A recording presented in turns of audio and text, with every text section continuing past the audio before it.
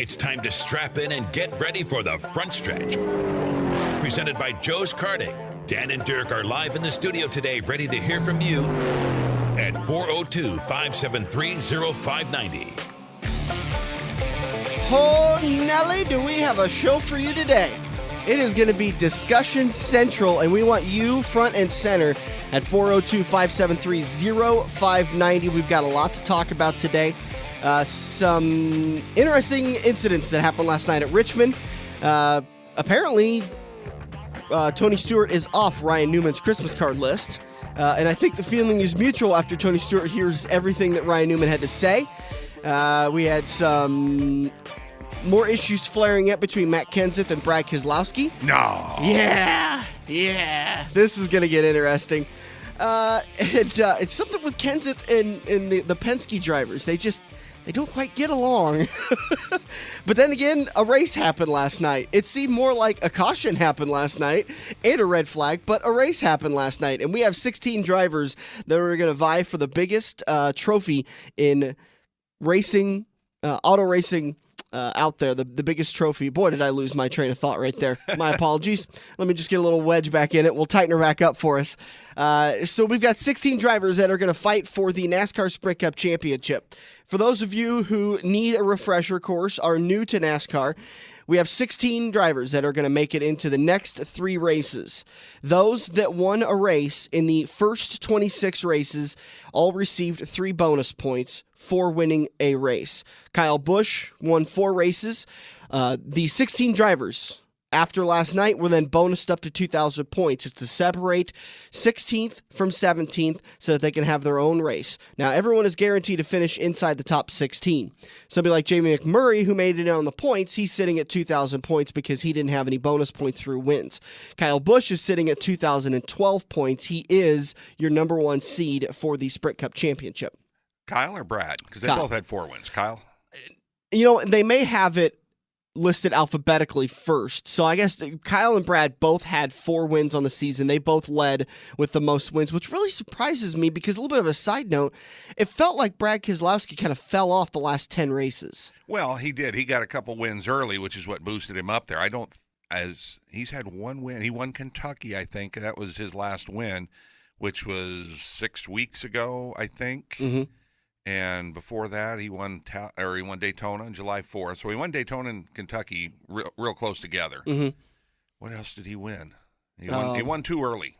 I can't remember exactly what he won. But he's kind of fallen off. But then there's guys like Martin Truex Jr. who have exploded. I mean, he's been there. He's been a major contender for the last 2 years. Well, he should have 4 wins. Yeah, absolutely. Ended this up with year. 2, but should have 4. Absolutely. And so when he goes into the chase, you start to look at his hot streak continuing, and then you've got a guy like Kyle Larson who would have pointed his way in. It would have been very close if he'd been able to point his way in, making it through the points, but he was able to get a win a couple of weeks ago, and so he was at Michigan, right? And so he was able to lock himself into the chase, but he is incredibly hot right now. Oh, he's top 5 car every week since that win. You know, everybody talks about how this could be the year that he's really going to go far in the chase. I'm still not sold on Chip Ganassi Racing. You know, I think that they've had solid cars, and that's obvious by his finishes. But they've had an issue with consistently bringing him a solid car, and then the other parts of the team jiving together. We talk about Kevin Harvick before the show. We were kind of prepping for the show. Kevin Harvick, along with Martin Truex Jr., should have a lot more wins. But both of them have had issues with the other facets of their team not being able to have a good race. And so there was issues on pit road, or there's speeding penalties, or there's a lug nut that falls off and breaks the valve stem of the tire off. That happened to Truex twice this year, and it ended up costing him a win. So I think that Larson is going to do well. I have him making it into the contender round, the second round, but I don't have him going on past there. Actually, I do have him moving on to the eliminator round. But I don't feel like Larson's going to be a big factor in this in this chase. We want to hear from you. We would love to hear from you guys who you think is going to do well in this chase in the 2016 chase standings. 402-573-0590. The front stretch brought to you by Joe's Karting at Council Bluffs, online at joeskarting.com. They're giving away a Hammerhead. It's one of these off-road ATV fully caged carts. That's something I definitely could have used. When my dad bought me a four-wheeler, I could have definitely used a roll cage. I still have issues today, and you can hear it most of the times on this show with losing my train of thought every once in a while. Did that have anything to do with the destroyed corn bin? Surprisingly, no. You see a giant silver thing. I was able to avoid those, but I destroyed it another way. Maybe that story will make its way around the airwaves one of these days. But anyways, giving away a Hammerhead. Go to joeskarting.com, karting with a K. Find them on Facebook. There's videos on how you can register to win that, and it's going to be an awesome contest for Joe's Karting to do that. And once again, joeskarting.com, karting with a K, 23rd Avenue in Council Bluffs, online at Joe's Karting, and on Facebook at Joe's Karting. We got a big show lined up for you today. We're going to talk Richmond results last night. We're also going to talk a little bit about Darlington's results last weekend and how it led up to this. We'll talk about Larson and Newman both being fined and what that meant for Ryan Newman. We'll talk about the Coulter and Nemechek fight at Canadian Motorsports Park last weekend for the Truck Series. In turn number 2, we will continue to preview the chase. We'll talk about our picks and all sorts of fun stuff. Turn number 3, we're going to have Jacob Best join us from Adams County Speedway. I feel terrible about this. We've been talking about having somebody from ACS on the show all year long, and we've just never really gotten around to it. We did. We had Jim Wilson on.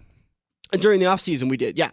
I was wanting to get him on. I had a mental note and a note in my book to try to get somebody from ACS on, because that's a track that definitely needs a little bit of love from us over here a couple hours away. They're doing great things down there. As anybody in that central Iowa, basically in the Midwest, struggling for car count. I think Eagle Raceway is the only track that's consistently getting over 150 cars. Most other tracks are right around 100. Excuse me, and they're having their issues, and just giving a little bit of love. A couple of drivers will say, "Well, I heard them on the front stretch. Let's go over and try them out." So, well, I did see on Facebook this morning they had championship night last night, and one of the drivers that I follow on Facebook, Paul Glendenning, did win the late model track championship over there. So, congrats to Paul. Good thing there. So we have Jacob on the show. We talked to him on Tuesday. So unfortunately, we won't have those updated results, but we wanted to talk to him about the tradition, which is coming up here in a couple of weeks. And you can get your tickets in advance. Next weekend. Yes. Or no, 2 weeks. 2 weeks. Yes, the 24th, September 24th. Correct. 2 weeks. And then in turn number 4, we will talk a little bit more news and notes, and we will get you set for what we're doing next weekend at Knoxville. We do want to take a minute and recognize that boy, it's hard to imagine, and every time you think about it, it sends chills down your back. But 15 years ago and it was just 15 years and about 10 minutes ago that I was sitting in front of my TV, about ready to go to college, my first year of college. Actually, it was my first month of college, and I was eating my bowl of cereal and getting ready for the morning. It was a Tuesday morning, and just watching that horrific incident. And I could only imagine for the longest time in my life what it felt like when my grandfather and my father were sitting around the radio listening to what was happening at Pearl Harbor, and then I experienced it with 9/11, and it literally took me all that day to realize what had happened. Because you hear, planes flew in, and the news was coming so slowly, and despite the fast-paced news, and there was some agencies that love to just speculate on anything, but the news finally came and started gathering information. You got mad, you wanted revenge, and then all the emotions set in, and tragically, so many people lost their lives because of that day, and so we just wanted to kind of take a minute and recognize that 15 years ago. What were you doing, Dirk? I was packing a suitcase, getting ready to head to Texas to work at a Craftsman Series truck race that Friday night. It was also the Tuesday right before, I do believe, the Tiny Lund race. And I was leaving early on Tuesday because I had a brother stationed that was active in the Air Force at the time, stationed at Shepherd Air Force Base in Texas, about 100 miles from Fort Worth. And I would always either go a couple days early or stay a few days late when I worked a race in Texas and hang with my family down there. And as I was tootling down the interstate heading out of time, I was like, well, I better call and make sure this isn't going to screw up my visit down there. And yeah. sure enough, my sister-in-law says, well, you can't get on the base today, so don't come today. Yeah, And it was a very scary time. I mean, you talk about for the next year, 2 years, 5 years, 10 years, it was, at least for the next year, you constantly thought, there was a level of security that you felt, we're America. We have the largest, the toughest military in the world, and we have the best technology. This stuff can't happen to us. What happens in the Middle East, what happens, it can happen right in our backyard. It's happened before. I hate to say it, but there's just, the numbers are on everyone else's side. It's going to happen again, and you can't constantly be scared of it, but you were for that first year, especially after when the anthrax stuff started happening. You're like, Jesus, they could fly planes into towers, and they can mail horrible chemicals to us, or just dropping them. I mean, just the simplest of things. Well, a lot of terms that are common now, like dirty bomb and stuff like that, have all come in and been mainstream since that. Yeah. So that's luckily today's show, the rest of today's show, we're not going to ignore it because it is a part of history that needs to be acknowledged and needs to be taken and kind of absorbed. But we're talking about racing. It's a pastime. It's a leisure sport. It's a lot of fun for a lot of us. It's a way for us to escape. I know last night I got to escape from all the stuff that's going on in my life, and not that it's bad. It's just all the stuff you think about on a daily basis. I sat in front of the TV last night. I watched the race, and you and I texted back and forth, and my God, that was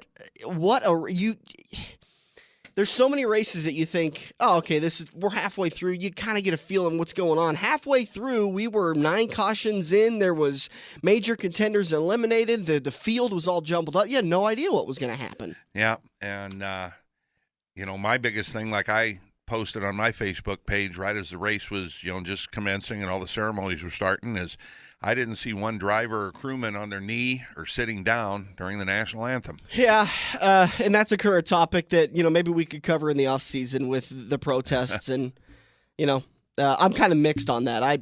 I don't know. It's for another time. I don't want to get into a big political discussion on that kind of stuff, but I've always enjoyed the way that NASCAR honors the military and honors the country. I think it's the last sport I know of that does an invocation. And it has nothing to do with separation of church or state. It has to do with the majority of our sport and our fan base comes from the Bible Belt. And that's not a derogatory term. No. There's a lot of religious people that love this sport. The South is very religious still, despite, the North is becoming a little bit more spiritual rather than religious. And there's a little bit of separation there. And so a lot of the sports have said, we're going to do away with this kind of stuff. We'll still do the national anthem. We'll still do this and that. But NASCAR does a lot of really good stuff. Especially being a part of the media. We get to see some of the background stuff that the tracks allow or give the opportunity for a lot of service members and a lot of vets that they don't want exposure for that. They don't want some big story being done on that kind of stuff, because then it kind of taints it. It's like, hey, look at us, we're helping the military. It's more like, here, you guys, go and do this amazing stuff. Honestly, it's a lot like our Crewman for a Day contest. Yeah. These guys get to do a lot of this stuff because the teams open it up to them. Well, I know you and I are pretty good about the fact that when we see these servicemen and stuff at these different races, whether it was at Knoxville or whether it's at Newton or Kansas City, I know you and I are pretty good about always shaking a hand or two and saying thank you. Yeah, I tell you, I've seen more older men, middle-aged men, break down in tears just because I walked up to them and said, thank you. They've got their service hat on. Their Vietnam vet hat or whatever. Yeah. That, and if it's anything you do, that was a New Year's resolution for me a few years ago, was to say, I'm going to swallow the angst or the emotion to walk up to this man and just say thank you, especially to the Vietnam vets. As much research as I've done on world history and you're World a war War, buff. I am. I mean the way that the Korean War vets and World War II vets were brought back like heroes, as they should have been. There was Vietnam vets that were spit on, and they were just doing the exact same thing that World War II and Korean vets were doing. And I had a guy at Bike Night when I was hosting it a couple of weeks ago. He was walking up to the bar to have a beer, and I just said, hey, listen, thank you for your service. You came back to an ungrateful nation, but I hope you know now that we love you for what you did. He came back about 20 minutes later, get another beer, and I mean, he was teary-eyed, and he said, "You have no idea how much that meant to me." And I said, "No, I think I do. I mean, I obviously didn't serve, but I think I do know what it means to you because I've done a lot of stuff about that." But anyways, all right, let's talk about Richmond. Richmond happened last night. Oh, yeah, the race. How about that 4 wide? Are we one step closer to integrating some dirt stuff? I'm telling you, another year or two, we're going to see some heat races at the big level. I would not be opposed to that. Oh, I'm serious. I think here in the next couple of years, you're going to see them try it at the All-Star race. You really will. I mean, it's almost heat races now. We're kind of getting there, aren't we? We're kind of getting there. They're testing it out. What'd they do? 3 Xfinity races this year with heat races? 3 or 4? Yeah, and it's popular. It's if your concern is that the race day fan isn't going to get the amount of races, because I think my biggest problem with NASCAR that I think they need to fix is the amount of laps. It's these races go on for too long, especially when you have an incident last night where you couldn't help it. There was 17 cautions and along with a red flag. It makes the race go. It goes along a lot longer than the modern American attention span will call for. It's the problem baseball is having. They refuse to do anything about... baseball's been trying, believe me. Yeah. You just can't do it. Right. You can with NASCAR, and if you're worried that if you take a 400-lap race and cut it down to 250 or 300 that you're taking away from the fan experience, then you know what? Cut it down to 150 laps and give them 4 or 5 heat races. Then one set of tires. Yeah. All right, so after all the dust settled last night, I was really kind of actually surprised to see Denny Hamlin get the win. I thought Martin Truex Jr. was going to get this win. I think throughout the night, his car was probably more consistent and on the faster side, but Hamlin had it fast early and got it figured out at the end. And, I mean, that's what this race is all about when you're making your pit stops and making your adjustments. You had guys like Harvick who started 19th and still ended up 5th, and without the pit road speeding penalty, who knows where he would have ended up. He might have got up front, and you never saw him in clean air, so you don't know what kind of car he had. Yeah. There were so many guys that got nailed last night for pit road speeding penalties. I'm seeing Kane, Johnson, Allmendinger, Keselowski, Harvick. Again, he got penalized. Let's see. Kane and Johnson got it on the same pit stop, I remember. Truex, Newman, Elliott. Elliott again. Did Edwards? Nope. It looks like that's it. I mean, there's this penalty sheet is normally about 5 or 6 lines. Right. It's an entire about 20 page. lines, yeah. It's an entire page. I mean, it's ridiculous with these guys. And great. That's great because this just shows that everything that I had been talking about for years of that these guys were finding ways to manipulate the pit road speeding penalty, and by NASCAR adding more timing lines, they're exposing that. And by manipulating the pit road speeding penalties, you're putting the crewmen that go over the wall and the officials and everybody else that's on that pit road at risk. And NASCAR finally said, we got to do something about it. They added more timing loops, which meant that you can't speed into your box. Because the key was that they understood exactly where the timing lines were, and they would either speed into their box or speed out of their box. Well, both, because they knew they were sitting in their box for 11 or 12 seconds. Yeah. So they could speed in both directions. Absolutely, and so they were able to manipulate the timing to where they could make it work. Now they can't because the timing loop there's a lot of times double the timing loops at these tracks, and so it's nailing them for pit road speeding, which great. That's exactly what they should be doing. They should find a way to go exactly the speed limit right into their box, get their changes, come out. And I mean NASCAR also along the safety issue did take. As often as they can, they take the officials off of pit road with the new cameras. Larson had the freshest of the tires when we went back to green with just a couple of laps to go. There was a big hornet's nest, a big conglomerate of cars that were all clogged up, and Larson, just as we've seen, he took that outside line and just breezed right by. Picked up about 4 or 5 spots in one corner, ends up finishing second, Truex third, Keselowski fourth, Harvick fifth, Kane sixth, Jamie McMurray, who needed a good finish because he needed to be able to hold off Newman, who was the guy that could knock him out of the chase, or if somebody won. Jamie McMurray ended up finishing 7th. He qualifies for the chase. Kurt Busch, Kyle Busch, and Joey Logano round out your top 10. Bad days. Ryan Blaney, hoping to have a good day and becoming the next rookie to make it into the chase, was the first car that had an accident on lap 11. He finished 39th. Matt Kenseth ran into a Penske car, finished 38th. Tony Stewart ran into his former employee. And ran into him several times. We've got a couple of minutes. We'll talk about that. Tony Stewart finished 33rd. Ryan Newman 28th. Chris Buescher 24th. He locks himself into the chase. Greg Biffle 23rd. Casey Mears, who had a really good final practice, ends up finishing 21st. I'll tell you this for the Pick'ems contestants.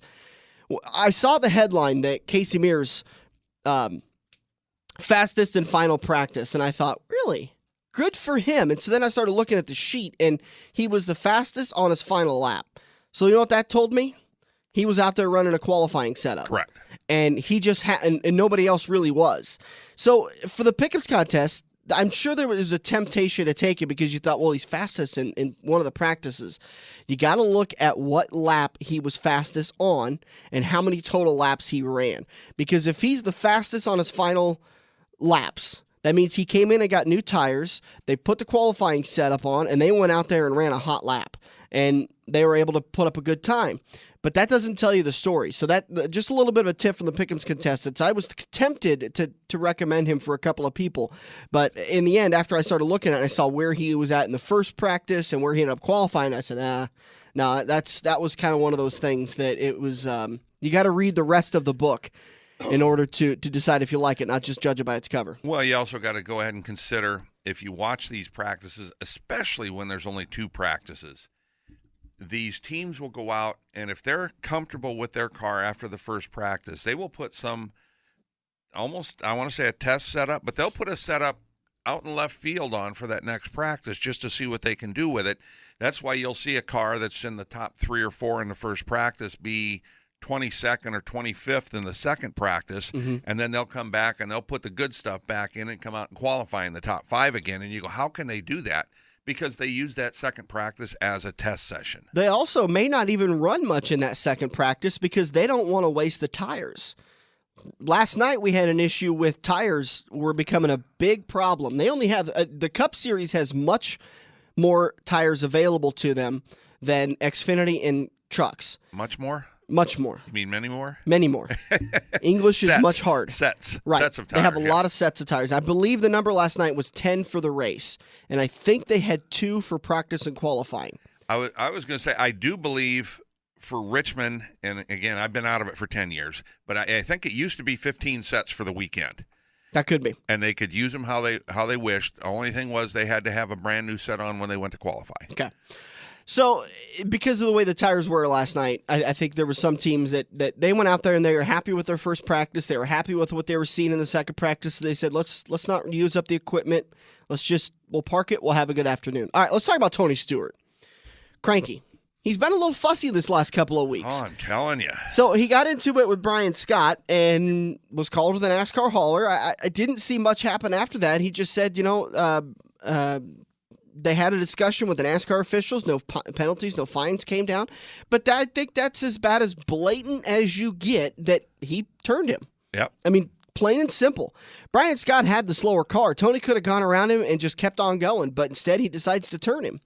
Last night, him and Newman kept bumping, and listen, it's a short track. That's going to happen, and it's the end of the race. Right? He understands that the guy behind him is trying to qualify for the chase, and quite frankly, I don't think Newman had a shot in heck to qualify for the chase. Well, he basically had to win because McMurray was running top 10 all night. Right, and even then, he had to finish 30 spots in front of Jamie McMurray. Well, I said he had to win. Yeah. So McMurray or would have McMurray. had right because of the penalty earlier in the week. He lost 15 championship driver points because of failing post-race inspection. So did Larson, but it didn't affect Larson because Larson had a win. So as a Tony Stewart fan, I don't get it. I mean, I realize the guy's had an issue in the past with being a hothead. That's why I actually like it, because when he gets out of the car, it's not, oh gosh, we had a disagreement and we'll text about it later. It's, there's some expletives and maybe some punches thrown, a water bottle thrown. There's a great audio clip from Steve Burns with interviewing him after the Logano. So, he's a fiery guy, and that's why he is probably one of the bigger drivers in this sport is because people love how fiery he is. His passion. But quite frankly, as far as I'm concerned, he crossed the line last night. And I think he started crossing it last week with Brian Scott, and he crossed it last night. I think NASCAR needs to really sit him down and say, listen, you may only have 10 races left in your career. That doesn't mean you can go out there and purposely wreck these guys. Maybe he's just smarter than everybody, and maybe he's just trying to get all this out of his system before the chase starts so he doesn't do anything silly during the final 10. Boy, I tell you, Ryan Newman's comments, holy Hannah, did Newman just give it to him? We will try to talk about that and more when we come back. We've taken 25 minutes in the first turn, so we're going to have to do a quick turn 2. We'll get into turn 3 with Jacob Best, and then turn 4, we will wrap the show up. We'll be back here on the front stretch. Are you looking to book your next outing? Look no further than Joe's Karting in Council Bluffs. Located just north of Bass Pro Shop, Joe's Karting can handle outings of well over 100-plus people. Bachelor parties, corporate outings, team building, birthday parties, and much more. Give Buddy a call today and reserve your outing. Joe's will even work with local restaurants to cater your event. Book yours today at joeskarting.com. That's karting with a K. It's time to get to Joe's and find out what everyone already knows.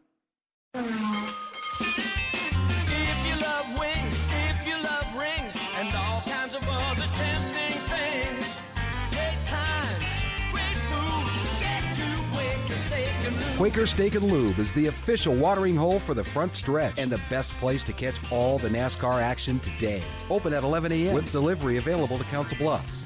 Great times, great food, get to Quaker Steak and Lube. Dan and Dirk are rolling into turn 2 with a little attitude on the front stretch. Thank you so much for joining us. 402-573-0590. We'd love to hear your thoughts on Tony Stewart. Is he crossing the line?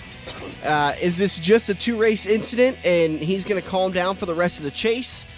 Typically, I've seen out of Tony that when he gets mentally eliminated from the chase, he doesn't cause any more issues. And I don't have much faith that he's going to make it past the first round. So maybe we don't see any more issues for him for the rest of the races. Maybe he's just jealous of Harvick because Harvick sent out that tweet of the bull going into the funny. stands. Looked like in Spain or in Mexico at a bullfight where those things happen. We don't have them here in the U.S., but I mean, he said he was going to be like a bull in a china shop. Well, that was crazy. What I was thinking when they were showing that last night on NBC was, what do you do when the bull jumps into the crowd? I mean, you've got an anger. I mean, the only thing I could think of was they probably had to put the bull down because that bull was mad and he was taking out as many people as possible. And there was nowhere for them to run. So you can't lasso him and, get over here, little cow. You bend over and kiss your butt goodbye. Well, I'm thinking as like the organizer of that event, do you have to put him down? Do you have to shoot him? I'm thinking, but I'm thinking it better be a very big gun and a very good shot because he was upset. We took out 3 other people, but we ended up getting the bull. Well, I mean, you could shoot him 10 times, and if you don't hit him in the right spot, he's just going to be madder. Oh, yeah. And how do you get him out of it? It's just that. That's the kinds of things I'm thinking about while I'm watching this stuff. I'm not thinking like, good for Kevin. He's got his game face on. He's ready for the chase. I'm thinking, what do you do now with that bull? Yeah, I'm thinking, I'm sorry for those people. It's... All right, so I don't see Stewart making it past the first round. But is this? I've never seen Tony this cranky consistently before, and for what reason? He's had good cars. It's not like he's in 30th and getting pushed around by other guys. I mean, I don't know. I'm really confused by this. As a Tony fan, what am I missing? I don't know. Maybe he's far enough into the season. Maybe his back's starting to bother him some. Maybe. He had that bad back injury to start the year. Maybe that's kind of flaring up, and he gets into, the second half of the race type deal, and it gets a little uncomfortable, and that's going to make you that way, if that's in your personality. So last weekend at the truck race, we had a little bit of a fight breakout at a race. Well, it was almost another all-star wrestling type. Yeah, that was what is going on with these truck guys and attempted fights. I mean, this one was a little bit better than what happened. Boy, what was that about? I want to say it was at Gateway with, was it John West Townsley and Spencer Gallagher? Yes, perfectly. The WWE. Yep. And, well, in all honesty, this wasn't very good either. When you go to tackle somebody, he did look like the NFL. It looked like there was some head-to-head contact. Except one of them didn't have his helmet on, so the helmet-to-helmet contact hurt Custer more than anybody. But well, I was going to say, because the other driver was smart. When you know somebody's coming after you, you leave your helmet on. What I want to Rule talk one. about is the actual movement. And you and I talked about it on Tuesday when we sat down to talk with Jacob Best, and I hadn't really formed my opinion quite yet of it. It didn't sit right with me. Was the way, and I think the way I'm feeling today is that that's Holds not barred the kind when you're of going for the win. no End of the story. no that that's not a way to win a race. If I'm John Hunter Nemechek, and obviously I'm not a race car driver, so I've never been in that situation. But if I'm Nemechek, and I'm probably going to have another 20, 25, 30 wins before my career is over with. Probably. You never know what's going to happen. That could be his very last one right there. You never know when your next one's If coming. that was my first win, to be honest, and this is me as a non-driver, I would not be proud of that win because I didn't win that race. I wrecked somebody to win that race. Okay. It would be the same situation as if I was Chris Buescher and I won on strategy, and I won on a rain-shortened race. I'm going to be celebrating the win. I'm going to be happy that I won, but I'm not going to say that, well, I won this race. I didn't win this race. Honestly, Bob Osborne won that race on strategy. We need to interview Clint Boyer and get Clint Boyer's view on this, because I'll tell you exactly where he went. When he got his job with Richard Childress Racing back in the early 2000s, he had a little crowd gathered around him at I want to say he was driving a late model race at Gateway, because we were there with the truck series, and he was over in the truck garage, and he had a handful of people around him, and they were talking, and he was bragging about his interview with Richard Childress. It was one question: would you wreck the car in front of you to win the race? And he said absolutely, and Richard said you're hired. That's what they want to hear. They want you to win at all costs. And that's exactly what John Hunter did. I've got no problem with it. I have a problem with it because it's a dirty way of winning a race. It's to me, it's paramount to, it's equal to cheating to win a race because John didn't have the better truck. John tried to move him out of the way twice. A bump and run, to me, a bump and run is a different thing because the car is still there for you to battle with him. I think the problem that I have with it is that he not only put him into the tire barrier, into the wall, but then he almost kept turning to pinch him against it. If he would have turned back, he probably would have got beat. Then he'd have got beat because you didn't have I don't think if he'd have turned back and got on the racing surface, he'd have had the asphalt to accelerate away. Cole Custer wouldn't have had that ability, and so I think he'd have won that way. And I think it was a dirty way to win a race. 402-573-0590. We'd love to hear from you. Was that a dirty way to win the race? I understand that this is the way of racing. It's you win at all costs. Tony Stewart said he'd wreck his mom to win the championship at Homestead last year, or in 2011 when he won it. I get that, but I guess I just feel like this isn't that noble of a win. It's not like a Kyle Larson win where he went out there and won that race. He didn't win it off strategy. He won it off sheer talent. And the rest of the team jiving and doing everything they needed to do to get him that win. And I feel like this is a dirty way to win a race. So did you think when Ricky Craven beat Kurt Busch at Darlington several years ago, when it's exactly the same thing he did? He got 6 inches of nose in front of him and pinned him on the wall as they bounced down the front straightaway and beat him to the checkered flag. And everybody celebrated that win, including Kurt Busch. He went over and congratulated Craven. Wait, he said, Kurt Busch celebrated losing a race? He said, I would have done the exact same thing if I had 6 inches on him. Well, I think of that. Yeah, I think it's still a dirty win. You didn't drag race him down, and we had it happen earlier this year between, was it Kevin Harvick and Carl Edwards, where they came off the corner and they were dooring each other, but when they came across the start-finish line, they were separated, and Harvick had like 1/100th of a second lead. Well, it was a little bit more than that because the 1/100th was when Hamlin beat Truex at Daytona earlier this year. No, I think that was the second 1/100th of a win of a second win. I mean, it was. Whew. But, I mean, Carl also said in the interview, he goes, if I could have got back to him and put him in the wall, I would have. Yeah. He couldn't get back. They'd bounced so many times coming down that he couldn't get back there. I mean, it's not the first time it's happened. It's not going to be the last. No, you're right. You know? I really didn't like the way that win went down, and then the fight, and I think NASCAR was fine not to fine those two drivers. I think they were fine with not fining those two drivers, I guess, is in the end of it, just because they got into a little bit of a fight. Nothing really major was done, but I think Cole Custer is going to be I would be really surprised if John Hunter Nemechek gets very far in this chase, because I think Cole Custer is going to have something to say about it. Oh, there will definitely be a retaliation. And I haven't looked at the truck schedule to see exactly, what their I think they've got, 8 races left or 7 races, something like that. They don't have 10, I know that. Yeah, their chase is going to start at New Hampshire the weekend after the Cup Series starts at Chicagoland. So they have 1, 2, 3, 4, 5, 6, 7 races. 7 races. I knew they had less races. Yeah, so they have 7 races. They have 1 race left to qualify for the chase at Chicagoland, and then they have 7 races inside the chase. So 6 of them will be elimination rounds, and then there'll be the championship Sunday championship Friday at Homestead. So, All right, we got to take a break. We'll come back in turn number 3. We're going to talk with Jacob Best from Adams County Speedway. We'll be back here on the front stretch. Joe's Karting in Council Bluffs has taken a page out of IMCA's rulebook and gone crate. These brand new low-emission engines will still have you white-knuckling it all through the Metro's fastest indoor facility. Joe's Karting is now friendly for all skill levels with their brand new Honda-powered engines. It's time to get to Joe's today and find out what drivers like Jack Dover, Shaylee Bate, and Andrew Kosiski have known for years. Located in Council Bluffs and online at joeskarting.com. That's karting with a K.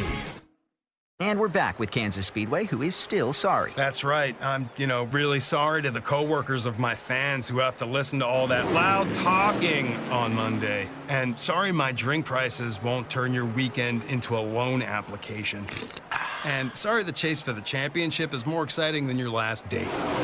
The chase is on as the Sprint Cup Series Championship rolls in Sunday, October 16th for the Hollywood Casino 400 at Kansas Speedway. Tickets at kansasspeedway.com. You're welcome. Feather the brake and get back to the gas. Dan and Dirk are headed into turn 3 on the front stretch. This is Jack the Gasman Dover, and you're listening to the front stretch. Welcome back to the front stretch, heading into turn number 3, and it's time to sit down and talk with a guy that, quite frankly, we've been trying to get him on the air for a while, but I'm not very good at scheduling, and I forget to get a hold of him. He's one of the main men down at Adams County, and I say main men because you're all over Facebook. Jacob Best joining us. For the fans out there that don't know you, what do you do down at Adams County? Do a little bit of everything. We started out with stacking the track for Ray Hout, and then he kind of brought me in, got me involved with helping officiate on a night they needed somebody, got on the board, and now whenever I'm not busy with family and work, I'm busy with the track. You also do some stuff on social media for the website, or for the track to promote upcoming races and upcoming events, right? Oh yeah, I do everything I can to put the word out about our track, and if we've got a rain out, I try to help the tracks around us too. That's great. And you guys over there at Adams County, and I see that you and PJ do a lot of work together to try to promote each other. Just like you said, if one of your guys' tracks raining out, then do what you can to send drivers and fans over to the tracks that don't get rained out. That's the only way to do it with the racing family. I mean, you've got tracks that may compete on the same night or different night, but we're all one big family in the end. And I couldn't agree with you more. It frustrates me to all end about how some of these tracks they're greedy with their fans and their drivers, and they don't want to work with other tracks, and you just want to strangle them and say, you're hurting our sport. It's been really nice this year. We've done what we can to work with Crawford County and Harlan, I-80.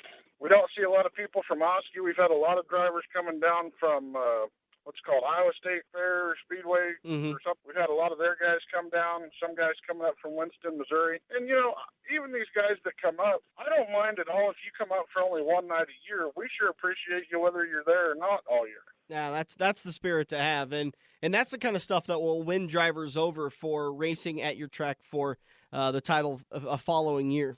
It's done well for us, and until we started getting into social media a lot, not a lot of people saw it. But it's been that way at ACS for at least the last 4 years that I've been involved. Good. Well, it's good. We love seeing what you're doing down there, and what you're doing definitely keeps you guys on our radar, and we don't talk enough about Adams County, so we wanted to get you on to talk about your big race coming up. But first, I know you guys have a silent auction to benefit one of the track members that lost their lives a couple of weeks ago. Can you talk a little bit more about that? Yeah, we had our primary gatekeeper, Robert Miller. He passed 2 weeks ago. He's been at the track for probably as long as I've been alive, and he saw our drivers every night, letting them into the pits. He was down there helping with track prep. He was your go-to guy. If you needed something done, all you had to do was ask, and he'd sure try to be there helping. Thomas Avery is one of our fire safety guys. He came up with the idea that we should have a silent auction to benefit his family, and we've been doing what we can to take donations, whether they're monetary or something to have in the auction, just to say, hey, you know what, you're part of our family, we sure love you, we miss him, and this is what we can do. When's the silent auction going to be held? From what Thomas is telling me, the auction is actually going to take place on Saturday, September 24th at the Tradition. Okay. Well, hey, we've got plenty of autographed NASCAR and dirt track items. I'd like to donate probably 5 or 6. Let me get some information from you off the air, and I'll mail you some autographed hero cards that we've got. Oh, I'm sure Thomas would think that's amazing. All right, let's talk about this tradition.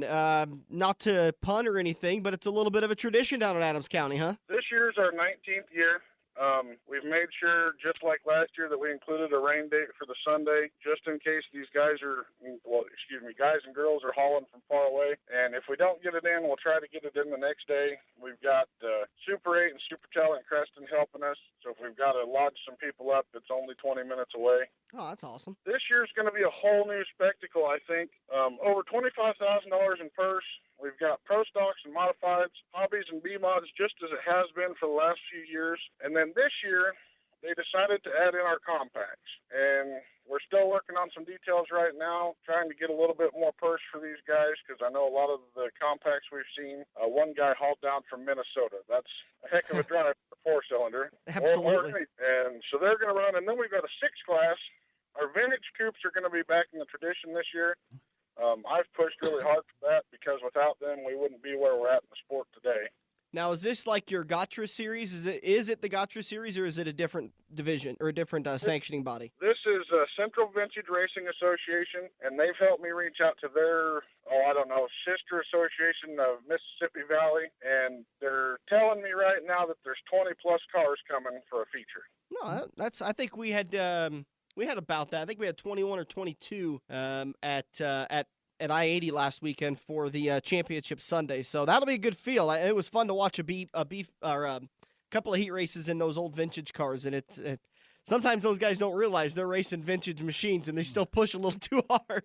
Oh yeah, a lot of our guys like trading a little bit of paint every now and then. Yeah, you kind of cringe a little bit because you're like, don't scratch it. It looks beautiful, and you can't get replacement parts for those.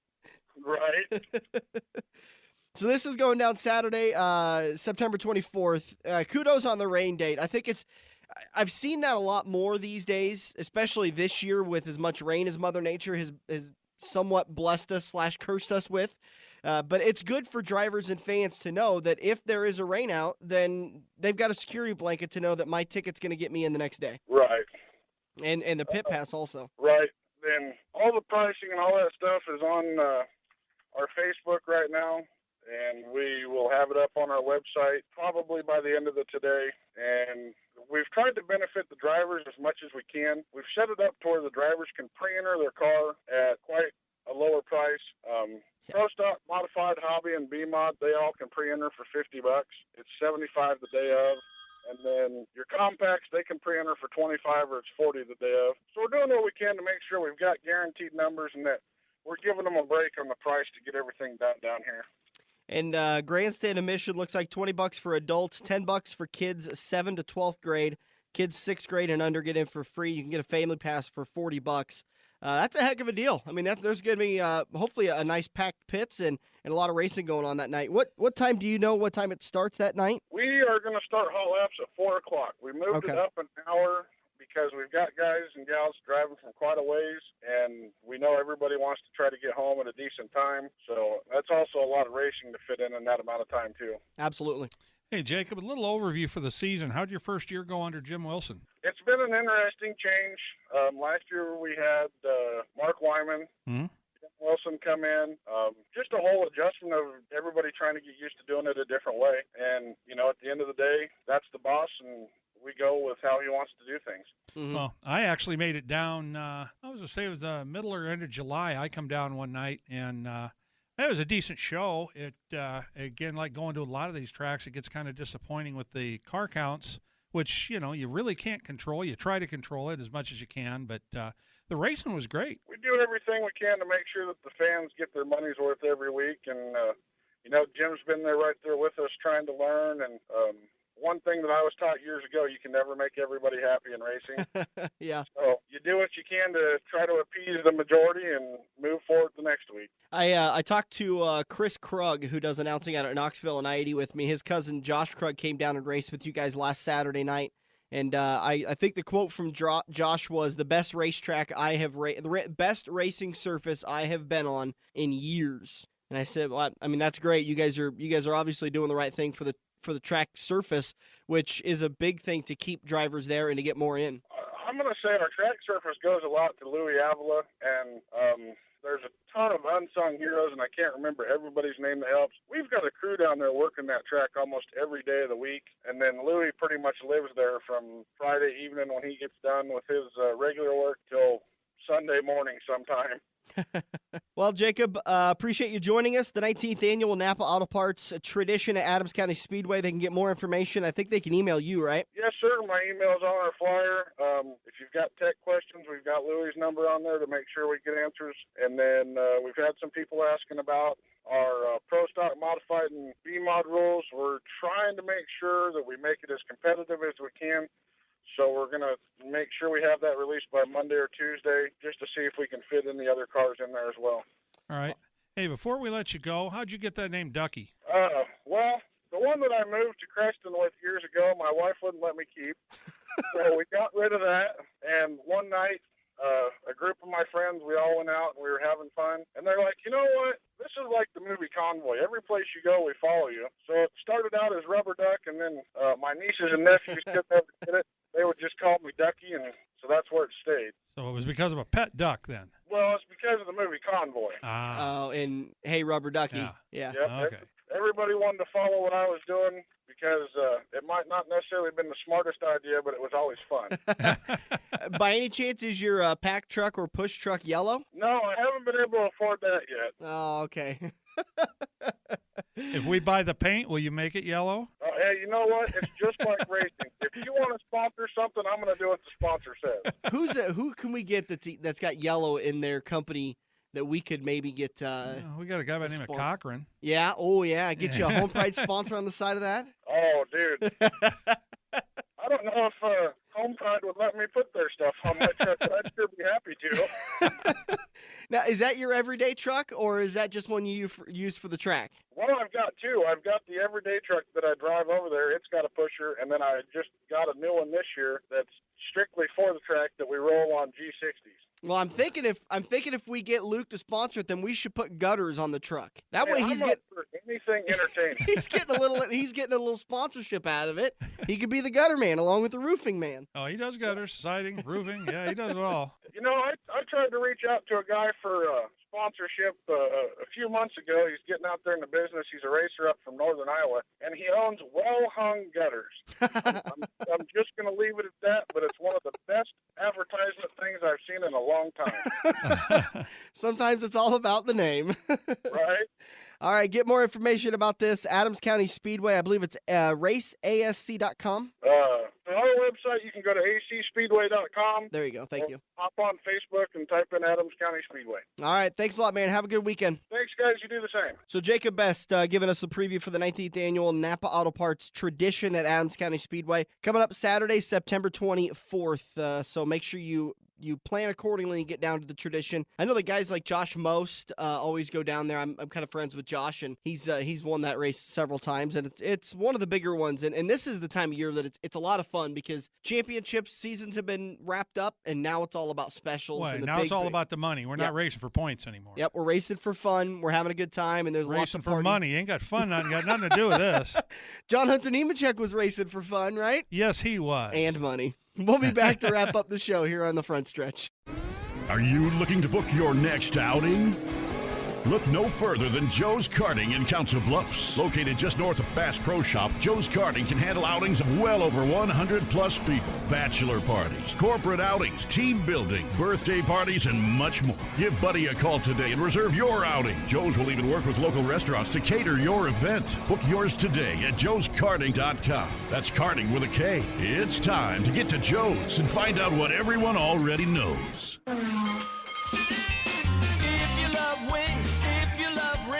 And all kinds of other tempting things.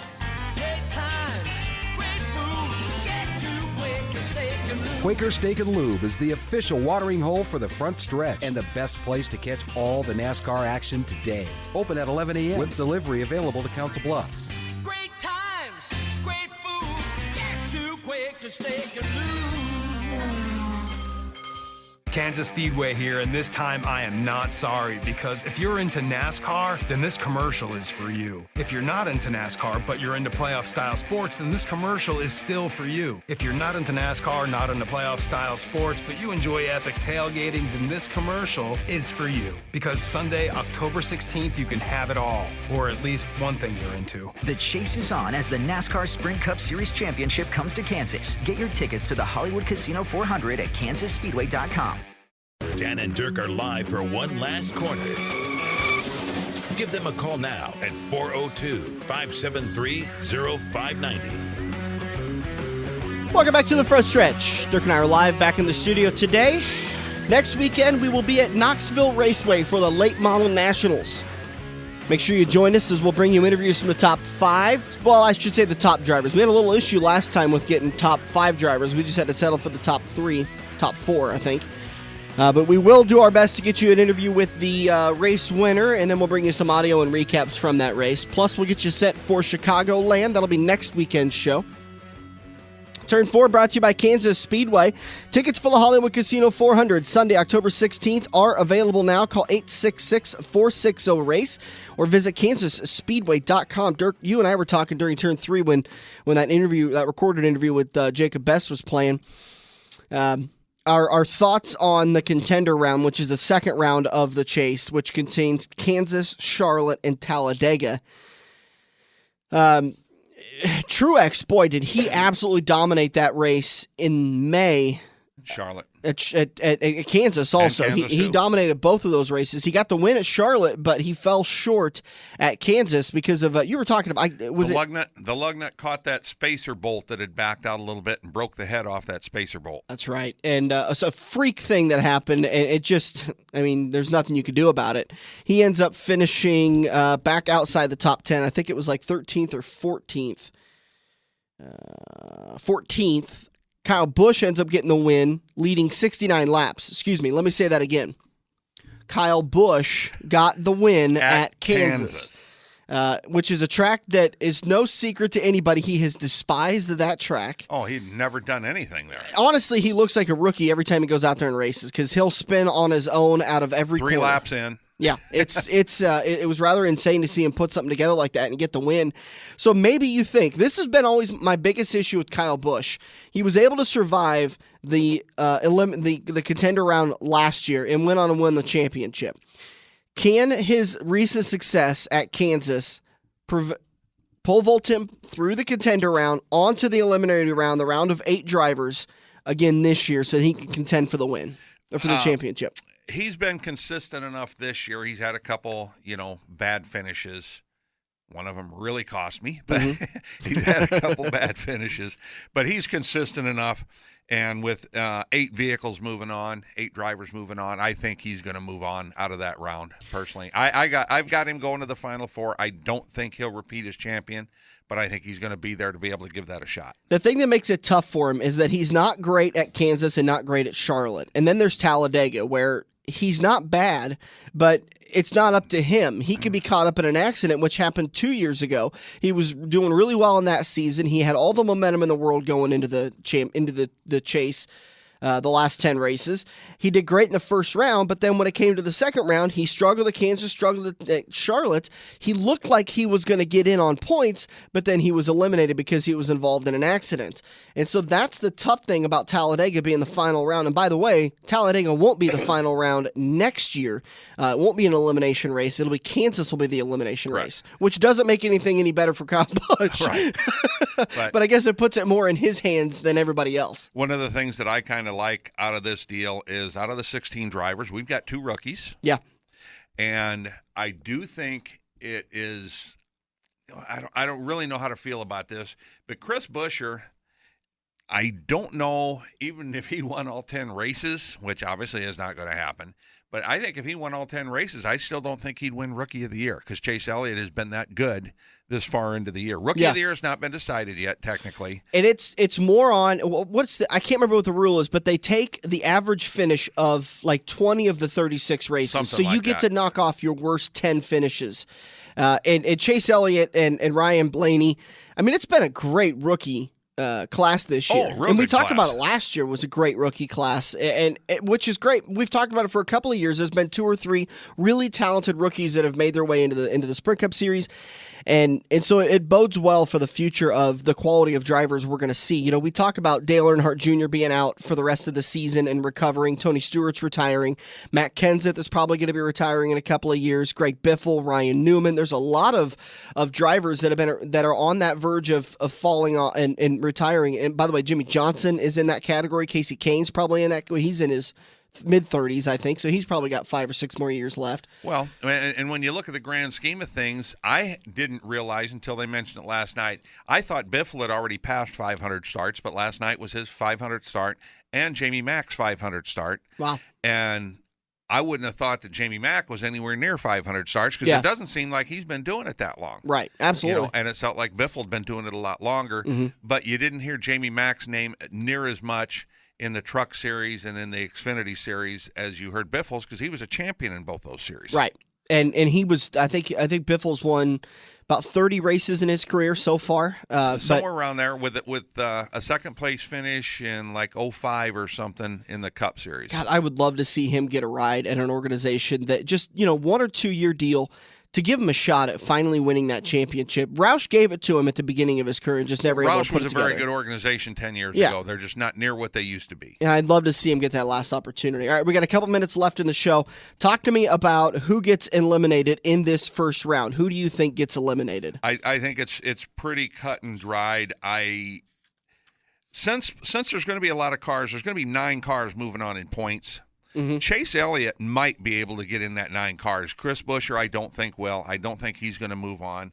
I don't see your man Tony Stewart moving on. Agree. I don't see Jimmy Johnson moving on. Really? Right now, he is not a top 12 car. He's just not. Well, I shouldn't say he's not a top 12 car because he is a top 12 car. He is not with a top 12 organization. Yeah.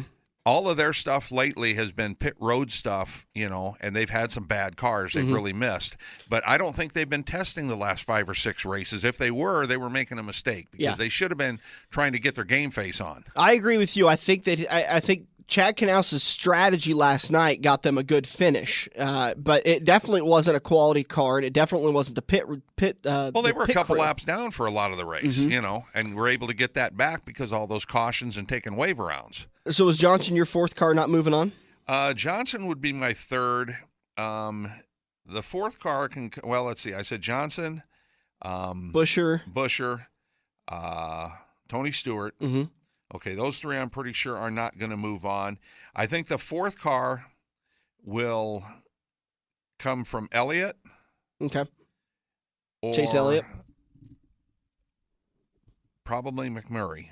Yeah, I've got McMurray, Dillon, Busher, and Stewart getting eliminated. I think Jimmy Johnson will be able to make it through as one of the last points guys. Well, I sit and I look at the fact that Stewart wouldn't be there without his win. Right. Chris Busher wouldn't be there without his win. So Right. I throw those two out.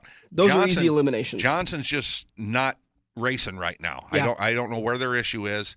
So that's why I'm throwing him out. So if you look at McMurray and Dillon, Dillon beat McMurray on points, in the first 26 races. Those two guys have been real consistent to make it in on points, the same with Chase Elliott. But I think the rookie pressure might get Elliott, and be the fourth car. So for the chase for the Sprint Cup Series, for the pickups contest, Orlando Adams, Jesse Totten, Chet Stambod, David Ackerson, Jeff Benson, Jake Sells, Carol Dumpert, Dale Smith, Jim Laughlin, Rayanne Plumley, Cynthia Bentley, Tom Preston, Rachel White, Kevin Beadle, Dave Willenberg are all moving on. You know whose name I didn't call in there? Well, I heard a couple names you didn't call, like about 60 of them. Yeah, there was one I didn't recognize. 17th, buddy.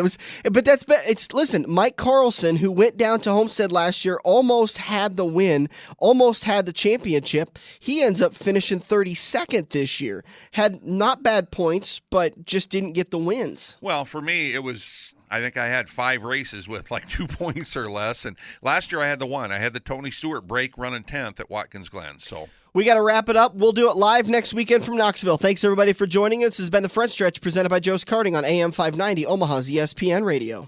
Joe's Karting in Council Bluffs has taken a page out of IMCA's rulebook and gone crate. These brand new low-emission engines will still have you white-knuckling it all through the Metro's fastest indoor facility. Joe's Karting is now friendly for all skill levels with their brand new Honda-powered engines. It's time to get to Joe's today and find out what drivers like Jack Dover, Shaylee Bate, and Andrew Kosiski have known for years. Located in Council Bluffs and online at joeskarting.com. That's karting with a K. And we're back with Kansas Speedway, who is still sorry. That's right. I'm, really sorry to the coworkers of my fans who have to listen to all that loud talking on Monday. And sorry my drink prices won't turn your weekend into a loan application. And sorry the chase for the championship is more exciting than your last date. The chase is on as the Sprint Cup Series Championship rolls in Sunday, October 16th for the Hollywood Casino 400 at Kansas Speedway. Tickets at kansasspeedway.com. You're welcome.